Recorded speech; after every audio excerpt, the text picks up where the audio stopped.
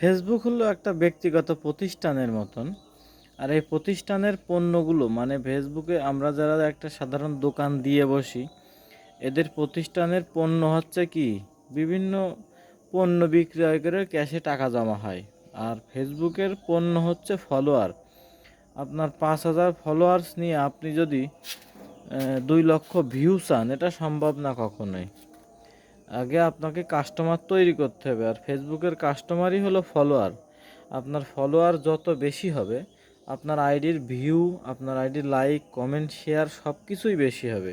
অতএব আপনারা যদি ফেসবুকে কাজ করতে চান, আমার কাছে একটা অনুরোধ, সকলের উদ্দেশ্যে একটা কথা বলবো, ফেসবুকে যারা যারা কাজ করতে চান, একটা প্রতিষ্ঠান খুললে কি সকাল 9টা থেকে রাত 9টা পর্যন্ত প্রতিষ্ঠান খোলা রাখা লাগে। ফেসবুকটাও ঠিক এই রকম নিয়ম মেপে দোকানের মতো এখানে ইনভেস্ট করতে হবে।